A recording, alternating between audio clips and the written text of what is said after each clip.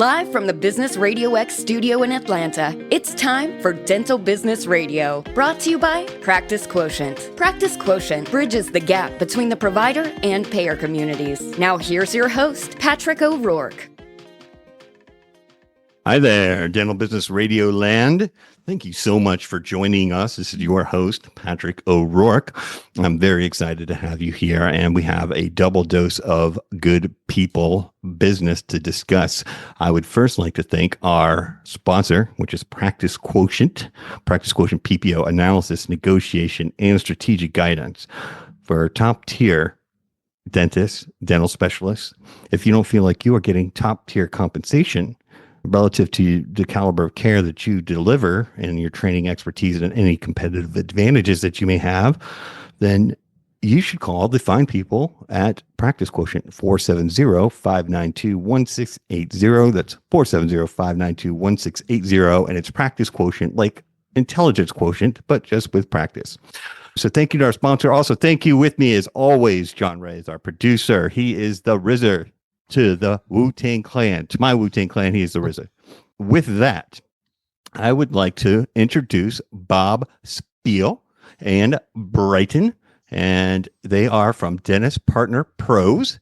And on this show, the whole premise of the show is that when I came from corporate America, from the insurance business, for small, medium, and large insurance companies, and even the small insurance company had the most shenanigans, but none of that compares to what I discovered in the kind of this business niche of dentistry.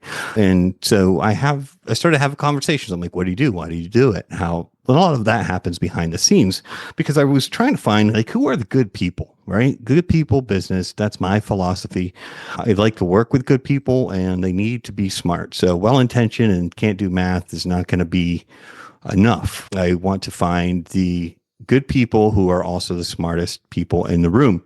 And am blessed enough to be able to bring them to you today, which we have Bob Spiel and Bryton Nield. And Bob is a multi-business owner of Spiel Consulting. Some of you may know from that, and Dentist Partner Pros. And Bryton is the CEO of Dentist Partner Pros. So he probably does all the work, and Bob's just a pretty face. I'm not sure. Exactly. So with that, let me welcome Bob and Bryton. Thank you. Thank you, Patrick.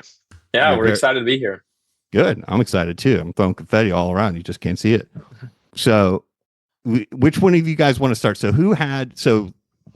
Bob, we were just talking about this. So let's set the table a little bit about the business challenge that really all of dentistry are facing, but certainly the oral surgeons are facing, that Dentist Partner Pros really addresses. Do you want to set that up? No, or do you yeah, I can set that table very easily. And then Bryton can then arrange the silverware and throw the mashed potatoes on. Okay. Yeah. With a little bit do of the gravy. work, right? Yeah. He'll do the work. Exactly. I'll set the table. Yeah. Dentist Partner Pro, Patrick, really exists because of two numbers, 75% and 50%. 75% represents the average amount of time, or let me put it this way, 75% of the time, new associate doctors are out of their practice within 1 year. So we have a 75% failure rate. Yeah, for real. Yeah, so only 1 in 4 lasts longer than a year. Correct. Mm-hmm. Yeah. That's barely enough time to get credentialed. Yeah, for real. Exactly. It's like you just get credentialed. Hey, now you're in network. All your claims are going to get paid, then they're gone. Mm-hmm. Does this explain why there's 100 names for one small practice in a town attached to one single office? Yes. Yeah, it is. Exactly. It is. Yeah. Okay. So yeah. Tell me more. So what that's a telling statistic. What's behind it? Very well. What's behind it, frankly, is that the relationship between doctors is so unique that it's not unlike any other type of executive level of relationship and hire that you can find anywhere. Patrick, like you, I worked in corporate America before I got into dentistry, and I was a hospital and surgical center CEO before consulting became my path, and then dentistry became the niche that I wanted to pursue for the rest of my career. And I've God hired bless you. 1,000 people at least. And when I heard this number from a good friend of mine who was a dental consultant for over 35 years, my jaw just hit the floor like yours did. 75%. You got to be kidding me. But you don't even see that in medical doctors. And why is dentistry so unique? Yeah. I would bet McDonald's rate, like no disrespect to McDonald's, I'm sure they have a fantastic training program. Is there any industry that has that high of a failure rate? Not at this level of hire. No. Not an Dynamite? executive, not Dynamite executive mining, partner. maybe? Yeah. Maybe. Yeah. The mafia, I don't know. Yeah. But they leave for another reason. Yeah, Yeah. you're right. Exactly. Yeah. So the relationship is so extremely unique. And after hearing that number, I thought, holy cow, you got to be kidding me. If 75% of implants were failing, there would be this enormous outcry to fix this. But because the costs are unknown and unknowable, there's never been this demand among providers to say, somebody please fix this problem so we can replicate ourselves, so we can grow our practices successfully and avoid what we call dental divorces. Okay. And that's the real cost of this turnover number, this turnstile that happens among doctors in and out of practices, is that there's an enormous financial cost. There's a cost of time, of money, of reputation, of goodwill, of losing patients. But the biggest impact, frankly, is to the owner doctor or owner doctors who have to do it over again. Okay. And emotionally, the burden is just really huge. So knowing that number, in my consulting practice, I set out to figure out, okay, how can we solve this? And the good news is we have, Patrick. And hence, I'm going to let Bryton talk about Dentist Partner Pros, but the number we're proud of is 85%, and that's our success rate for the past 14 years of placing partner level associates who stay, make money, and fit. That is astounding. So 75%. So let's flip it, right? Just to make sure that we're doing apples to apples. Sure. And You talked about wanting to be able to do math, so let's do some math. I can do math sometimes. Now, my friend John Ray over there, he's taking off his shoes. That's all right. Went to school in Appalachia. So 25% versus 85%. And that's basis points, ladies and gentlemen, for those of you who are inclined. That's a very stark difference, night and day, really. Yeah. And so my question before we get to Bryton is, and he elaborates, because there's a lot to uncover just with that, right? Yeah, That's going to be probably our entire show. My question is, the 75% failure rate, is that really across the board with disciplines like general dentists, pediatric, oral surgeons, big practices, small practices, corporate practices, independent practices, or is it? It's industry wide. It's across all of dentistry, whether you're a specialty practice like an oral surgeon or just a GP. The statistics that we have are industry wide, and so we don't have a breakdown of which ones are better or worse. But yeah, I know that it's the second biggest complaint that I hear, and the first one that people call because they're not happy with their reimbursement rates. Exactly. They want more money. Yep. Right. But we get to know them, and then they're like, hey, listen, we need some associates that are having a real problem. Exactly. And so that's, again, our listeners are dental providers, dental specialists, insurance companies, and other folks that care about this dental business niche. And so I think that this is going to be a very popular topic. And so Bryton, so it's across the industry. And now talk to me about how you went from 25% to. Yeah, there's a lot to unpack in that. But to Bob's point, there's lots of reasons associateships fail. The one that we could get into, one that's not talked about enough, is practices bringing on associates that aren't ready to bring on associates. And that means both they don't have the numbers, they don't have the space, they don't have whatever it is, or the doctor owner isn't in the right mindset to grow the pie, if you will. So let's say we solve those problems. Let's say we identify this is a great practice. Hold on, is that something that they're not talking about? Was that enough? Did you guys out there in listener land? I hope your heads were nodding. I can see you. So maybe that was enough. But make sure you have the right mindset, you have the right capacity before you bring Dr. Rookie on, because that's not really fair to you or to Dr. Rookie, right? Yeah. Let me just rephrase exactly. that, because I thought that was a really good point. And if nobody's ever talking about it, this is a good place to do it. You've probably talked to a lot of different practice owners, Patrick, who are like, I just need an associate in here, my problems will be solved. And when you actually open and look under the hood, it's now they've got a lot more problems than I just need an associate. Maybe their reimbursement rates aren't great. Maybe their treatment acceptance percentage isn't great. Whatever it is, they don't have enough patients. Maybe their systems aren't dialed in. Whatever it is, right? There's a multitude of reasons that a practice isn't quite ready to bring on someone, and just throwing in another doctor to hope improve production just doesn't work. So if we can solve that problem, and there's lots of people that can help you identify that, we do a free discovery call, and we can break down your numbers and stuff like that to ensure that with confidence that it's time to bring on an associate. So once we check that box, you have a practice that can actually bring on an associate. That's the first box you got to check. The way we work with our clients that's taken that 75% failure rate over to an 85% success rate is through, we call it our associate hiring system, but I want to make sure that we provide value on here, not just like market what we do.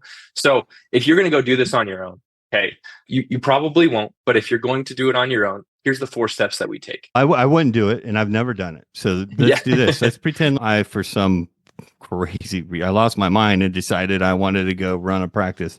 I would never do it. But let's say I did. And I'm like, all right, I need an associate when I checked all the boxes. And now I'm like, okay, how do I do that? So explain it to me like I'm five. So the first step is we have to answer the 4 questions of who's actually going to be a good fit for my practice. Then where do I go find them? How do I make sure that they're the right fit, or how do I vet them? And then how do I make sure I've got a good contract or a win agreement in place that suits both of us? That's actually incentivizing, right? So those are the 4 major steps that you're going to have to go through in order to bring on an associate. So the first one is often no one else does it like us, or most people skip over this step, which is who's going to be the right fit. When we hear that question, we're probably thinking, oh, I just want somebody that is competent clinically, or that I gel with them. We can go to dinner. We seem to get along. They get along with the team. Whatever. So I'm going to know when I know. I'm going to feel it when I've got this gut feeling. When I go to dinner, when I meet this person, they're going to be the right fit. Like Chuck Woolery and The Love Connection. You go on 3 dates. And remember that? Or even not even 3 dates. Typically, it's usually, hey, we met in dental school 20 years ago. Let's get into business together. Or we went to dinner. Yeah. Okay. Yeah, we went to dinner one time. So for those of you in listener land, right now, this isn't exactly the partnership, but it's still an associate. So you're not getting married, but you're moving in, right? Mm-hmm. So I love analogies, and everybody's hopefully had a relationship in their life. And so I wouldn't get married after one dinner or even 3. And I wouldn't even move in. You might not even be kissing goodnight at that point. Right, And so this is what you're telling me. So after one dinner, they're like, everybody's going to love Dr. Rookie here. Dr. Rookie's going to be amazing, and they're going to start working one day. Yeah, and oftentimes the team doesn't know until the doctor shows up, or they come the next day and say, hey, I hired someone, they're starting next week, whatever. We can go into a whole bunch of different horror stories, I'm sure, that we've all heard. But the way that you can do it better. I haven't. It's quite entertaining, actually, to me. Yeah. But go ahead. The way that you can do it better, though, is what we call creating the ideal avatar. If you own a practice, you're familiar with marketing in some realm, right? And you say, let's identify our ideal patient. And we also take that philosophy and say, let's identify our ideal avatar of the candidate. And the way we do that is we'll actually have our recruiting team interview the practice owner, usually at 60 to 90 minutes. We're getting to know everything about them and their practice. And then we'll actually interview all their team members, and we'll use a couple different behavioral assessments. We use DISC, but if you're doing this on your own, you should do the same thing. Talk to your team, ask them, hey, we're thinking about bringing on an associate. What are some characteristics you would like them to embody, to have? And what you then do is actually write them down, whether it's on an Excel spreadsheet, on a piece of paper, I don't care where it is, but you take this practice we learned from Stephen Covey, begin with the end in mind, and actually write down who is going to be the ideal fit. And we recommend anywhere from 10 to 20 key characteristics, both clinical and non-clinical. We have to have the non-clinical personality, behavioral, value traits. Okay. So once you have that, you've got this ideal avatar of the candidate, that then becomes the benchmark for who you go out and find. Does that make sense? Yes, sir. Yeah, That it's Great. It's one of those things where I listen to it and I'm like, of course. Yeah, it's obvious. I had never thought of that.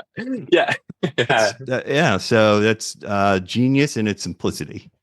Yeah, it really is. And the clarity that it can provide is almost paradigm shifting for a practice owner. And so now that becomes the benchmark.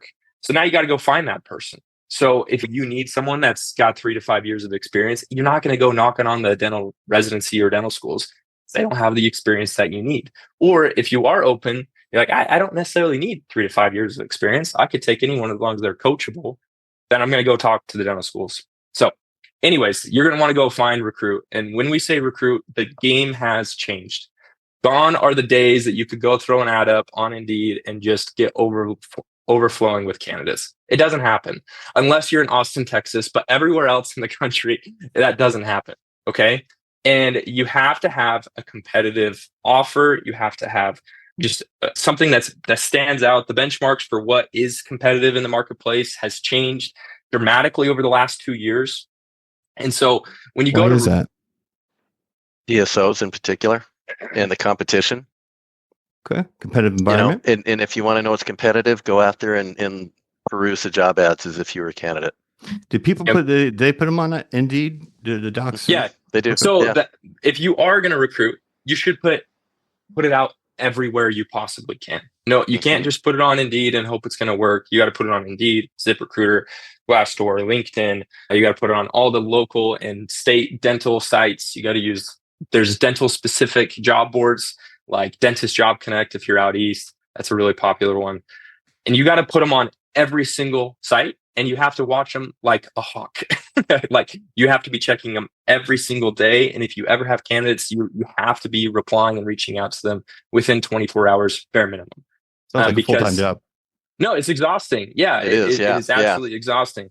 Because you used to be in a state where the practice was in total control. They could take their time. They could look at the different candidates. And the candidates were just like, dude, just pick me. But that's not the case. The candidates are now they're the ones that are in demand. So they get to choose where they go. Do they know it? Yes. Yeah, they know it more. Yeah, they do. Yeah. Because they've got DSOs in dental schools and other places that are offering these huge paychecks. And they have this feel that, you know what, we're in control. So the residents of Oral, ROAOMS, listen up. Say, listen, take me to a Cubbies game. Take me to a Buccaneers game. I want to go see Dallas Cowboys play. Will you take me to Paris? I want to go to Disney World, baby. I don't want just a steak. You let them know that you are valued, all right? That you are wanted, that you are a guy. All right? Residents, listen up. All right. So sorry, Bryton. I just wanted to No, you're good. I'm going to be up there with all the residents next month. Yeah. So I'm going to put great power comes some great show responsibility, right? If we are going to be in that driver's seat, then we have to know what we're also looking for. So if I'm a candidate, I would also create an ideal practice list of what are the actual things that I want to see in a practice. Because too often what happens is those DSOs come knocking and they show you numbers that are wild. And so we end up just jumping to that.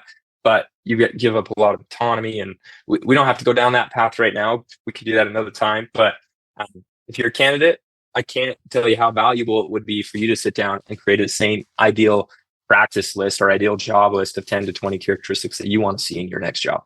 Residents, graduates, free agents. This, what he just said, is key stuff. Yeah. Make your idea. Where do you want to work? Why do you want to work there? It's not just a city, I would think.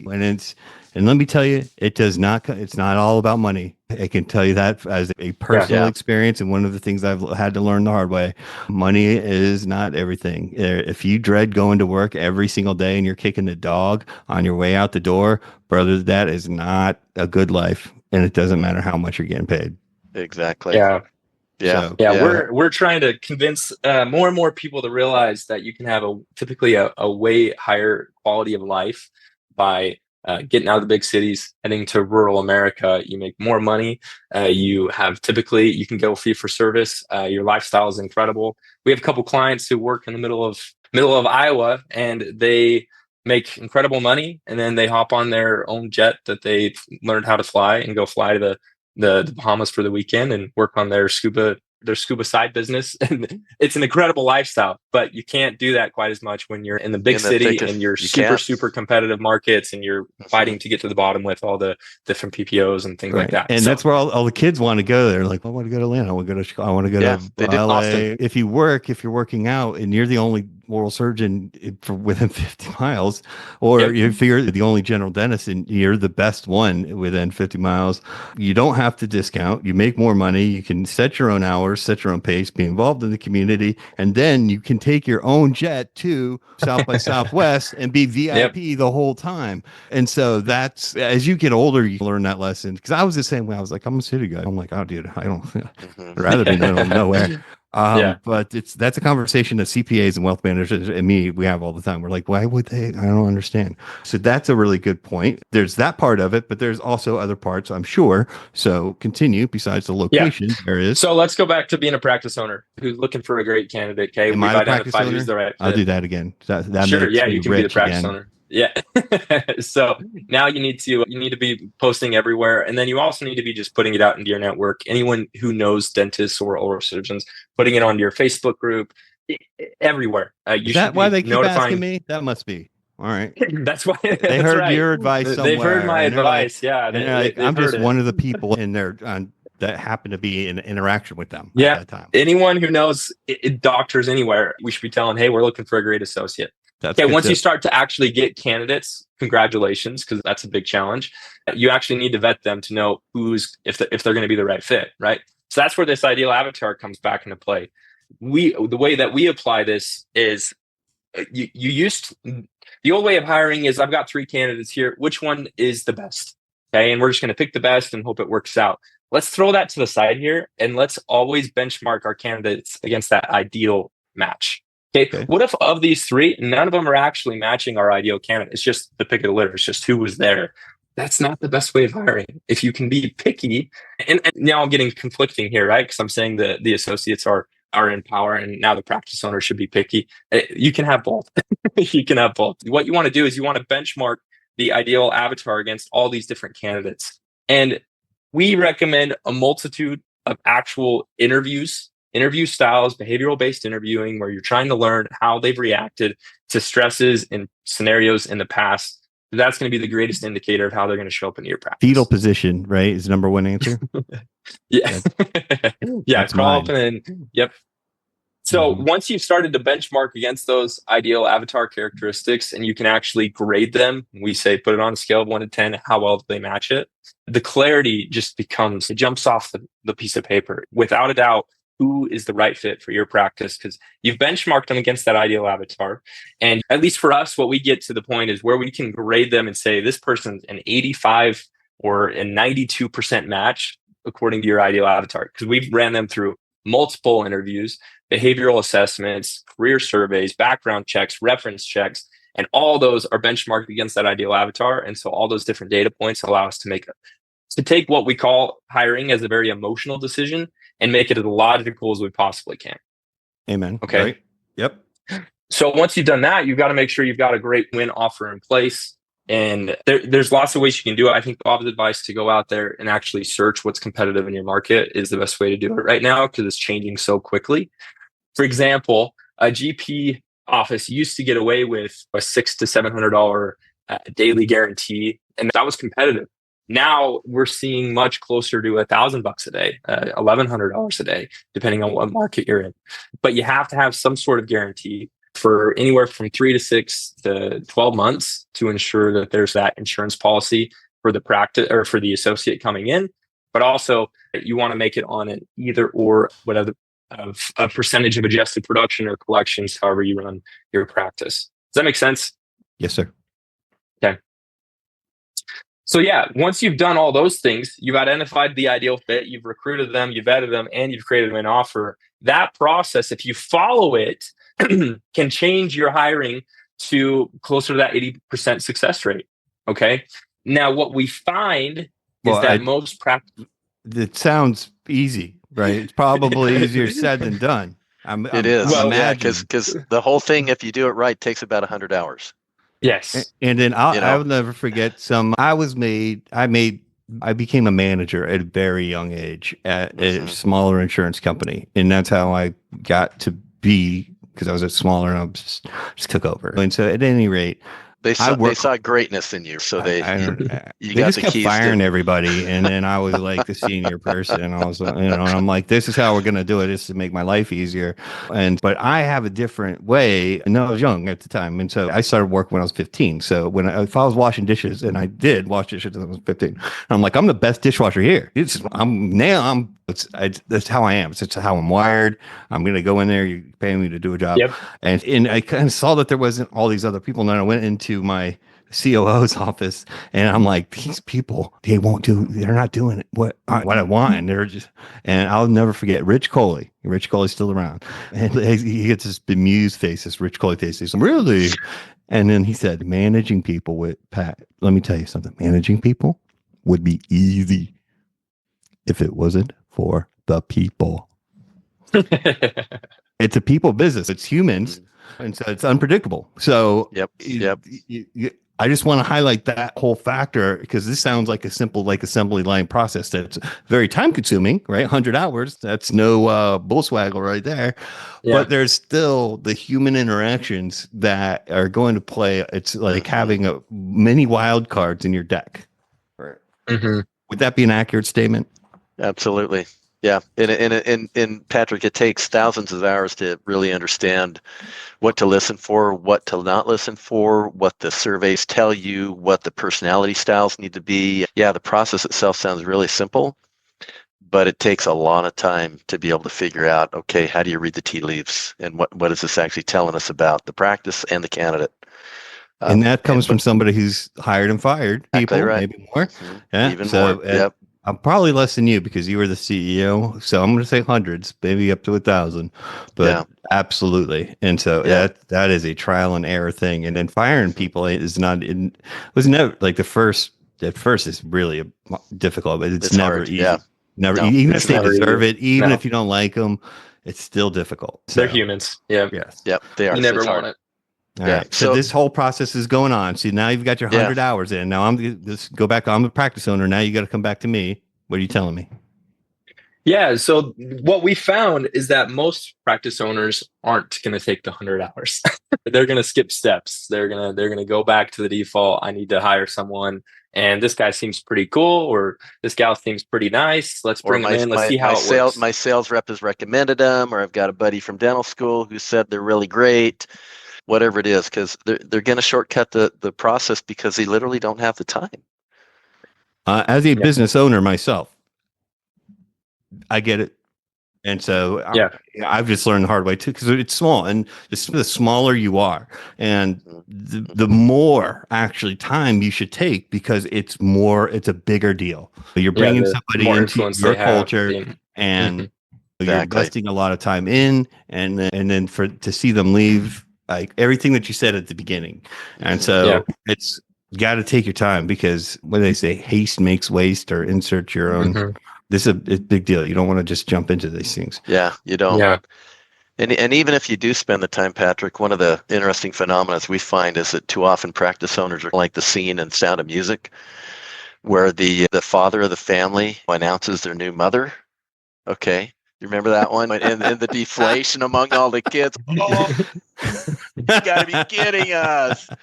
That's the other thing that happens, is that, okay, maybe they even done the work and they got this person and made the choice, and boom, here she is, or here they are. And, oh, you got to be kidding us. So that's another part of what we really preach, is bring the team in early, include them in the process. Okay, they're stakeholders. They all got to get along. They're huge stakeholders. They're at least 50% responsible for the success of that associate once they're on board. Okay, because if they don't like them, I've learned this the hard way. They'll sabotage. They don't like you. They're gone. If you haven't set this person up in a way where the team is willing to give them a chance and be actually like them, man, if that associate starts to make some mistakes clinically, their legs are cut off. The rumor mill starts to swirl around the practice, and then boom, that person's gone. And that happens a lot. Okay. Even in spite of all the best efforts by the practice owner. So with one of the ways to ensure that is to bring them in at the beginning, let them know you're looking for an associate. This is what I'm hearing, and let me put it in my own words to make sure that my little brain understands. Yeah. And so bring them in and say, this is what we're doing, because you probably should have done that also with DISC assessment. Yeah, if you're familiar with that, it's helpful. Or whatever behavioral pretend like type I'm not. Yeah. Because I'm a 5-year-old. Whatever personality test you like, whether it's DISC, Myers-Briggs, the Colby Strength Finder, whatever. They're all over in dentistry. Is that they're pretty Kobe well Bryant? Used. No. The Mamba mentality. Wish it was. No, so I use Kobe if Bryant familiar as with an any of inspirational those- figure when I coach basketball, but so it's not. No, okay, all right. No, so it's Myers-Briggs, not. It's called right? Colby, Kolbe. We love DISC personally All right, because we think it's so and simple. Myers-Briggs. Yeah. Yeah. And how long does it take to do one of these things? 20 minutes. Yeah, they're not long. They're scary accurate, but it's again easy to say, but how do you interpret what it's telling you? Because what we're trying to do is not find a copycat of the dentist, and we're not trying to find somebody who's the exact opposite of the dentist. We're trying to find somebody who complements that dentist and the leadership style. Okay, Right, it's really amen. fascinating, Patrick, that in love, for some reason, opposites attract. I don't know why, but it seems to be part of how God set this world up. That happens, Yin but and yang. in business, opposites repel. Okay, but the same thing, if they're similar, if they're almost identical in style, then they lend to going off the cliff together. That's You I gotta could find never hire a complementary- me at my You firm. couldn't. Exactly. No, absolutely No. not. Yeah. So I hire people that are smarter than me. That's a very low bar. I get it. But I also hire folks that are completely different skill sets, not just from me, but really from each other. So that diversity I've learned over time, and it does matter. And the different perspectives really, if you can use that as a collective of insights, is assuming that you are actually soliciting their opinion and using your listening ears. Right.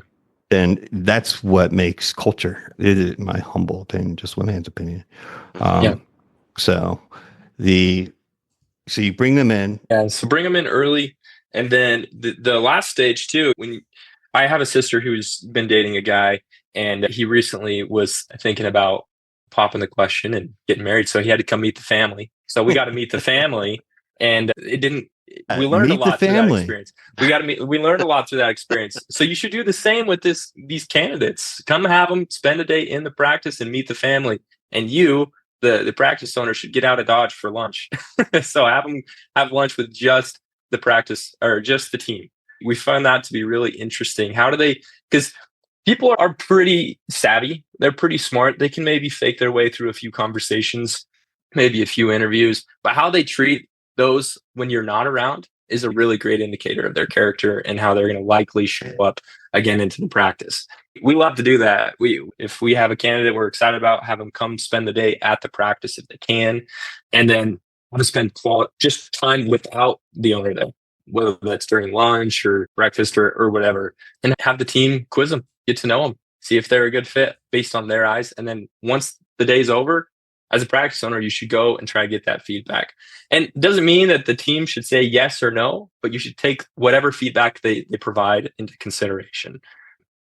So it is like a family. And For so sure. do you remember the movie with Ben Stiller and Robert De Niro, Meet the Fockers? Yeah. Yeah. Yep. Circle of trust, baby. You got to get in that circle of trust. Exactly. Yeah. So that's what your business is. And I understand the knee-jerk reaction to take somebody's endorsement and be like, man, this is going to be awesome. I've done that. And so I'm from my own experience, because there was a difference too between corporate America. You got HR, and then they bring you a bunch of candidates, and then they've already filtered through all that stuff, and then you got to interview them, and then I would have people interview them too. So that's it's a really good tip. I like that a lot. And then just disappear. Maybe not even tell them. Just be like, oh man, I got my wife called. I got to go. I love that. Is there any other? Because we're bumping up against our time here. And Yeah, we are. I want to be. Let me share this last thought. Please. It's a little less tactical, a little bit more paradigm shifting. If you're a practice owner, you're listening to this, I don't think it's far to say that we love our shiny toys in the practice, right? We love our equipment. We love that 3D printer, that new CAD/CAM scanner, whatever it is, right? We go to these big, huge conferences and we get so excited about those new shiny toys. I put mine in the back of my big pickup truck here in Georgia. Yeah, exactly. That's what I did. So we get excited about it. But the ironic thing that happens is we spend more time picking out our new piece of equipment or planning our vacation than we do considering who we're going to hire. Ooh, snap. That's a good point. But if you flip it, you're going to see a higher return on than anything else in your practice is the people that you're going to bring in and hire. You're going to see a return on a partner level associate substantially higher than any piece of equipment that you're going to invest in. And so there's this paradigm shift that has to happen where we have to realize bringing on the right people is not just an inconvenience anymore. It's absolutely necessary. And you're going to see a higher return as a result. And then you can go out and buy whatever piece of equipment you want because your practice is even doing better. And you can fly your plane to South by Southwest. Exactly. Yeah. I know some pilots. Hey, Dustin Jacobs, how you doing, brother? That was a drop. We're dropping the mic right there. That's a mic drop. Show on that. That was amazing, Bryton. I've learned a lot about this particular subject, and so I hope that our audience out there. In fact, I know you have because you're still listening. And if the audience wants to get in touch with Bob and or Bryton, but Dentist Partner Pros, how do they do that? Yeah, real simple. You can go to our website, dentistpartnerpros.com. You can book a call directly on our calendar there, or feel free to send me an email. It's Bryton at dentistpartnerpros.com, not dental partner pros, dentist partner pros. And my name's spelled BRYTON at dentistpartnerpros.com. So you can do us there. You can give us a follow on all the social medias. We're pretty active on social media. And then our website's probably the best place to go to learn more and schedule a call. That's amazing. So I would like to thank our guests, Bob Spiel and Bryton Nield. Thank you, Patrick. Love being with you. It's my pleasure. Always a pleasure, Bob. I'd like to thank our producer, John Ray, and the family at Business RadioX. I'd like to thank the entire team over at Practice Quotient because I know you're working hard while I'm doing these shows. And they're also our sponsors. So make sure you check out their website, PPO Analysis and Negotiation, strategic guidance for top-tier professional dentists and dental specialists. I'd like to say hello to all my insurance friends too. What's up? So with that, thank all of you. And until next time.